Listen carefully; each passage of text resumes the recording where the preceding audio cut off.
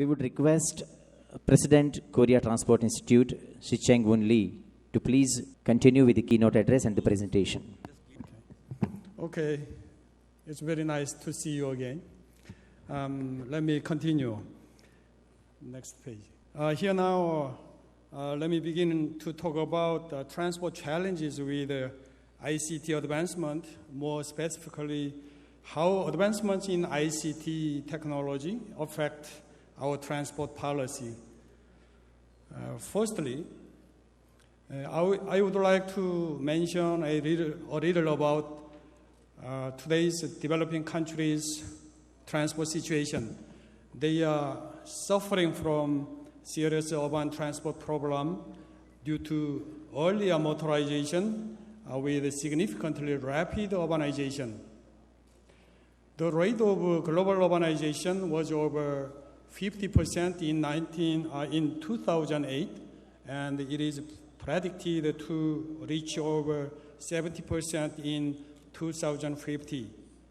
For the most part, urban transport problems are already at critical level today in many developing countries.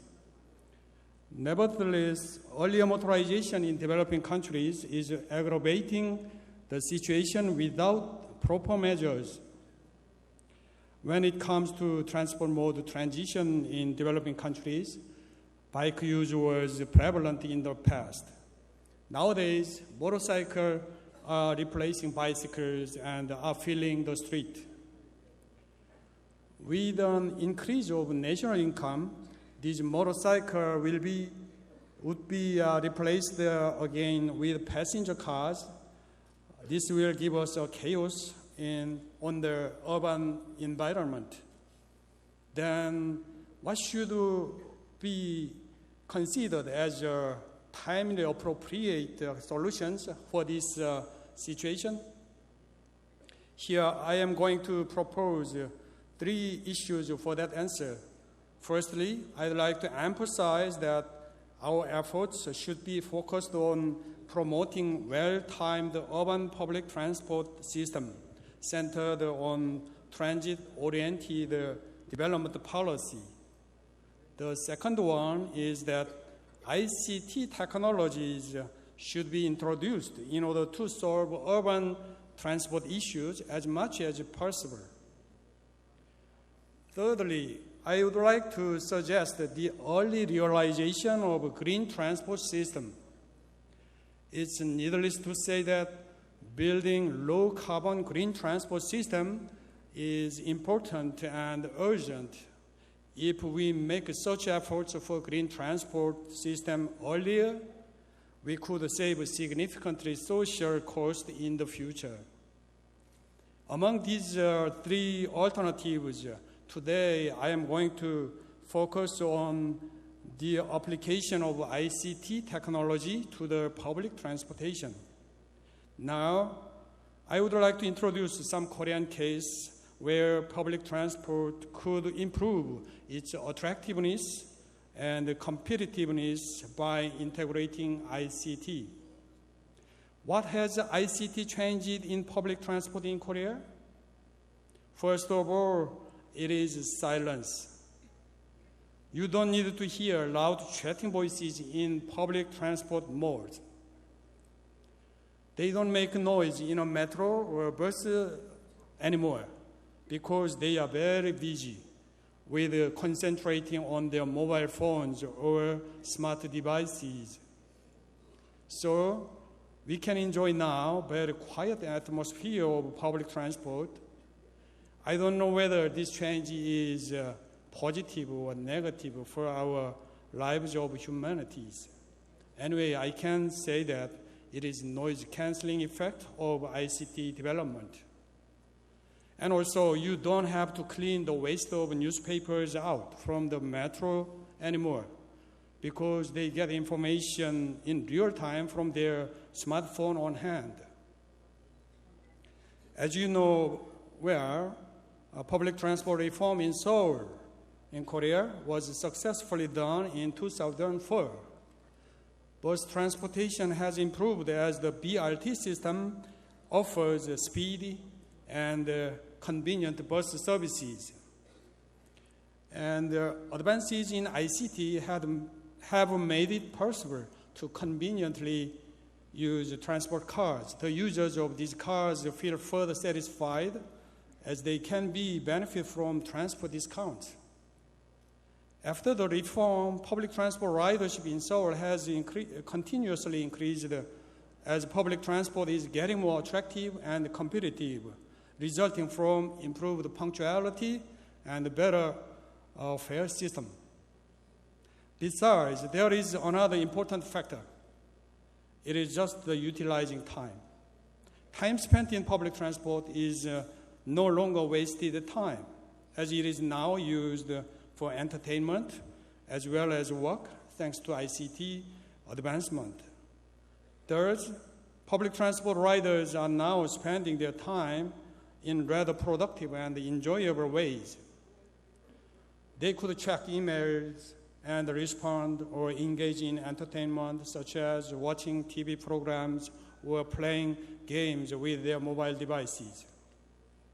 That is possible because almost public transport in Korea provides ICT services. Korea is one of the front runners in the sense that transport facilities as well as buses, metros, and trains are well equipped with free and very speedy Wi-Fi. ICT technology has changed the transport systems and services. ICT pushes conventional transportation to move to the next generation of transport systems and services, such as smart ITS, which uses existing mobile communication networks as sources of big data without additional construction costs for many sensors and information media and devices. Therefore, we need to develop smart ITS so that we can make the transport systems cheaper in construction, simpler in management, and easier to the general public. It is going to be a new strategy for transport investment with ICT technology. For another example of smart ITS, as an important policy initiative, ICT advancement is making conventional transportation move to the mobility integration system or smart mobility. Under a recent worldwide paradigm of sharing economy, mobility integration represents one-click app service. It can provide any user with an integrated trip planner on demand by connecting all transport modes and facilities in utilizing ICT on the mobile phones. This integration is a customized service through a mobile platform connecting all transport modes from door to door, such as bus, subway, taxi, car sharing, or public bike system, and so on. The service has a function of reservation, information, and payment during all travels into a simple smartphone application on hand. So it can be also very effective for increasing public transport use, especially in combination with sharing economy, such as car sharing or public bike system. In terms of mobility integration service, my institute court is actually preparing to develop its pioneering project in Jeju Island of Korea. It is called JIMO, which stands for Jeju Integrated Mobility on Hand. Jeju is famous for being one of the most beautiful islands in the world, located in about 100 kilometers south of Korean Peninsula. Jeju Island is also famous with a carbon-free island project in Korea. They are actively promoting electric vehicles policy for targeting year 2030, with 100% of vehicles to be replaced by electric vehicles to fulfill tomorrow's promise of the carbon-free island. Lastly, let us think about a slow city transport system for developing countries by harmonizing fast transport and slow travel. For the last 50 years in Korea, lots of time and cost have been invested in controlling and managing the transport demand increased very quickly. However, the average travel speed of urban road networks is still staying around 20 kilometers per hour. Thus, another investment is now being issued, which includes road diet, pedestrian passages, bicycle roads, and so on. Here, let us take a better option for the urban transport policy in developing countries. It might be a paradigm shift proposal in changing our way of thinking. Higher speed in the city would be no longer the best goal for the urban transport policy. As we know, in developing countries, there are many difficulties in expanding supply of road networks financially and physically as well. At the very early stage of investment plan for developing countries, we'd better to propose a slow but smoothly flowing and safe road concept. However, at minimum level, the public transport network and the arterial trunk roads should be developed for a fast mobility infrastructure, making them to be harmonious with a slow mobility. Here is one of trials for a good example of urban mobility policy in Grenoble city in France. Grenoble city has launched their harmonized mobility project started from the last January. The maximum speed limit is set up to 30 kilometers per hour in almost the urbanized area. The limit of 30 kilometers causes a delay of 18 seconds per kilometer. However, it is expected that the number of deaths caused by traffic accidents could be decreased to 1/9. And they are promoting mobility integration services with electric mini car sharing system and the existing tramway lines, which are the main public transport network in Grenoble city.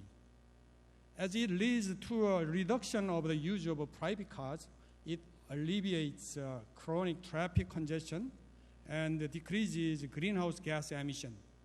Furthermore, it provides a much safer environment to general citizens, including pedestrians and bicycle users.